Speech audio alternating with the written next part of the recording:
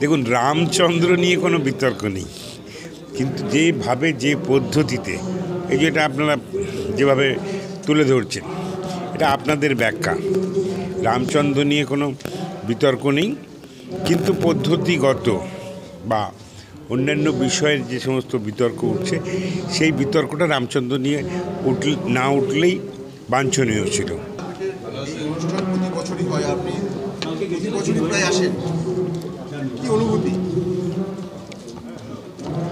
প্রায় আসেন নয়, প্রত্যেক বছরই আসি, প্রায়টা বাদ। দেখুন, এখানকার অনুভূতি তো ভাষায় প্রকাশ করা যায় না। ছোটোবেলার থেকে যখন শিশু বয়স ছিল তখন মার সঙ্গেই, মানে উল্টো দিকেই আমার মামার বাড়ি, মানে দক্ষিণেশ্বরের উল্টো দিকেই, তাই আদ্যাপীঠে প্রায় ছোটোবেলার থেকে আসতাম। যে বিশ্বাস, যে মায়ের আশীর্বাদ, মায়ের কাছে সব ধরনের বিপদে আপদে যে প্রার্থনা, সমস্তটুকুনি শুভ কাজ মাকে নিয়েই এগিয়ে যায়। তাই এই শুভ দিনে গরিব আর্ত মানুষের পাশে দাঁড়ানোর জন্য মুরালবাই যে অনুষ্ঠানটি আদ্যাপীঠে করেন, সেখানে প্রত্যেক বছরই আমরা অপেক্ষা করি এই দিনটি আসবার জন্য। একটু তাদের পাশে দাঁড়াতে পারলে খুবই ভালো লাগে। 22 তারিখে রাম মন্দিরের উদ্বোধন, বিজেপির তরফ থেকে বলা হচ্ছে সবার ঘরে যেন প্রদীপ জ্বলে, রাজ্য সরকারের তরফ থেকে ওই দিন সংহতি মিছিল। আপনি কোন ভূমিকা, আপনাকে কোন ভূমিকা? আমি বুঝতে পারছি না। দেখুন, রামচন্দ্র নিয়ে কোনো বিতর্ক নেই, কিন্তু যেভাবে যে পদ্ধতিতে এই যেটা আপনারা যেভাবে তুলে ধরছেন, এটা আপনাদের ব্যাখ্যা। রামচন্দ্র নিয়ে কোনো বিতর্ক নেই, কিন্তু পদ্ধতিগত বা অন্যান্য বিষয়ের যে সমস্ত বিতর্ক উঠছে, সেই বিতর্কটা রামচন্দ্র নিয়ে না উঠলেই বাঞ্ছনীয় ছিল। কিন্তু এই বিতর্কটা যারা তুলছেন তাদেরকে অনেকে দিক নির্দেশ করছে, কিন্তু যারা এটা দায়িত্ব নিয়ে করছেন আর একটু দায়িত্বশীল ভূমিকা পালন করা উচিত বলে আমি মনে করি। আপনি কি বলবেন তাহলে মিডিয়ার বাড়াবাড়ি মানে রাম মন্দির নিয়ে? মিডিয়া তো তার কর্তব্য পালন করে, যা ঘটবে সেটা দেখানো মিডিয়ার কর্তব্য। যা না ঘটবে সেটা যদি কোনো মিডিয়া দেখাবার চেষ্টা করে, সেটা সেই মিডিয়ার ব্যর্থতা।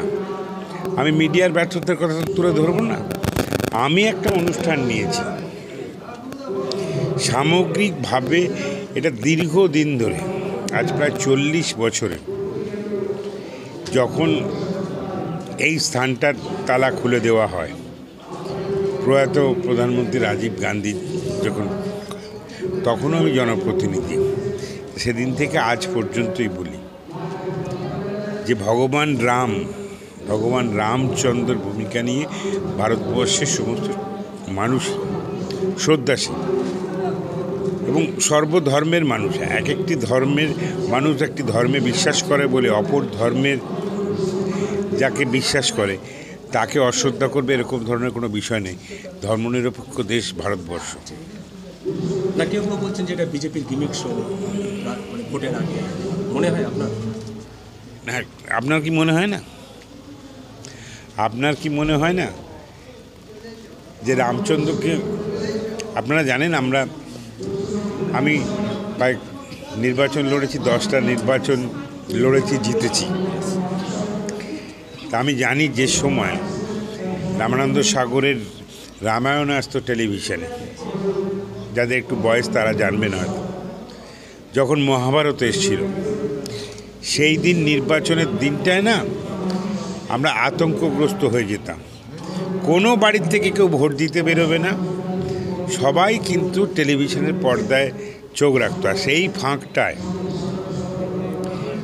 আমি তো জানি আজকে তৃণমূল কংগ্রেসকে অনেকে অনেক রকম কথা বলে, আমি আজকের এই অনুষ্ঠানে রাজনৈতিক কথা বলতে চাই না, কিন্তু সেই সময় সম্পূর্ণ বুথ ফাঁকা করে, যত ধরনের টর্চার করে, যত গণ্ডগোল, ওই 10টা থেকে 11টার মধ্যে সম্পূর্ণটা সংগঠিত হতো। কোথাও থামতো না।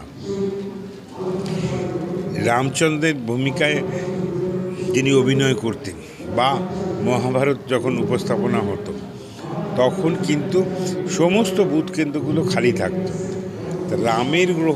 রামচন্দ্রের গ্রহণযোগ্যতা নিয়ে তো কোথাও বিতর্ক নেই, গীতার গ্রহণযোগ্যতা নিয়ে তো কোথাও বিতর্ক নেই, রামায়ণের গ্রহণযোগ্যতা নিয়ে তো কোথাও বিতর্ক নেই, মহাভারতের গ্রহণযোগ্যতা নিয়ে তো কোনো বিতর্ক নেই। বিতর্কটা আমি সেটাকে সামনে রেখে কী ধরনের ব্যবহার করছি, কী উপস্থাপনা করছি, সেটাকে কোন উদ্দেশ্যে ব্যবহার করছি, সেটা বাঞ্ছনীয় কিনা, কোথাও সেখানে ঘাটতি থেকে যাচ্ছে কিনা, যারা দায়িত্ব নিয়ে করছেন তারাই বলতে পারবে, তারাই ব্যাখ্যা দিতে পারবে। মানে যার থেকে মনে হয়েছে যে একটা সম্প্রীতির যাত্রা করা উচিত। আচ্ছা, সম্প্রীতি করলে অশান্তি হবে কেন? না, আলাদা করে কি- সম্প্রীতি করলে তো অশান্তির আশঙ্কা না। অযোধ্যায় রাম মন্দির উদ্বোধন হবে, আর মাননীয় মুখ্যমন্ত্রী মমতাদি কলকাতা শহরে একটি সম্প্রীতি যাত্রা করে। একই দিনে শুনে রাখুন, আমি নিজে সাক্ষী।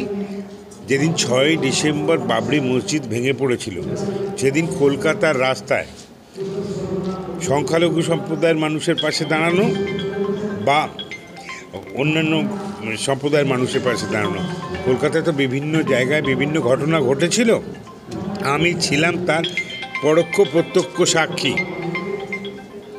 যারা আতঙ্কগ্রস্ত হয়েছিল তাদের প্রত্যেকের কাছে গিয়ে যেভাবে কলকাতায় শান্তি প্রতিষ্ঠা হয়েছিল, তাতে মমতা ব্যানার্জির একটা বড় ভূমিকা ছিল। তিনি সেদিন বাংলার মুখ্যমন্ত্রী ছিলেন না, তিনি সাংসদ ছিলেন। তিনি মনে করেছিলেন এই সময় রাজনৈতিক বৈরিতা দূরে সরিয়ে রেখে ধর্মনিরপেক্ষ রাষ্ট্র ভারতবর্ষে যে কর্তব্য একজন রাজনৈতিক ব্যক্তি হিসেবে, একজন জনপ্রতিনিধি হিসেবে, একজন মেম্বার অফ পার্লামেন্ট হিসেবে, আজকে তিনি মুখ্যমন্ত্রী হিসেবে, সেখানে যদি সম্প্রীতির বার্তা দিয়ে কেউ রাস্তায় নেমে মানুষের কাছে সেই বার্তা দেয়, যে যাকে সামনে রেখে 1947 সালের 15ই আগস্ট ভারতবর্ষ তৈরি হয়েছিল, তা ভারতবর্ষের সেই দৃষ্টিভঙ্গিকে ঐক্যবদ্ধ রাখবার জন্য সম্প্রীতির মিছিল যদি মমতা ব্যানার্জি করে, তাহলে তিনি সঠিক সময় সঠিক পদক্ষেপটা নিচ্ছেন বলে আমি অন্তত বিশ্বাস করি, এবং সবাই বিশ্বাস করে এটা। মমতা ব্যানার্জির গ্রহণযোগ্যতা পশ্চিমবাংলায় এই গ্রহণযোগ্যতা নিয়ে কোনোদিন কোনো বিতর্ক নেই।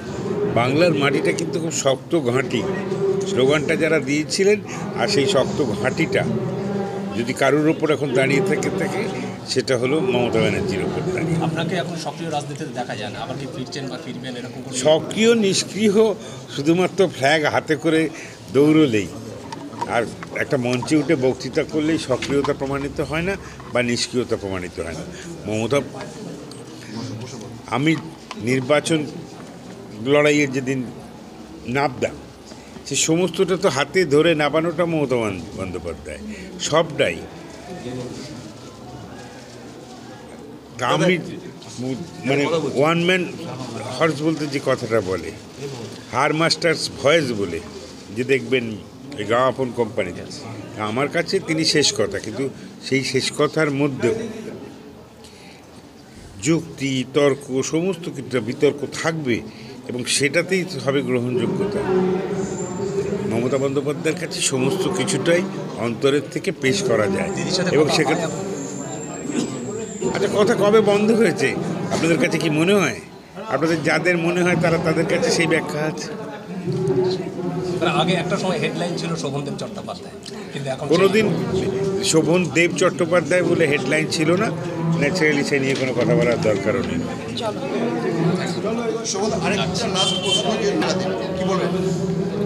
দেখুন, হয়তো যার যাবার ইচ্ছে থাকবে তিনি তো সম্পূর্ণভাবে মানে কি বলবো, প্রেস কনফারেন্স করে সংবাদ মাধ্যমের সামনে সবাইকে যেতে বলেছেন। তা কি কখন অ্যাভেলেবিলিটি হবে তার মতন করে পায়ে পা মেলাবে, এ নিয়ে অসুবিধে কী আছে?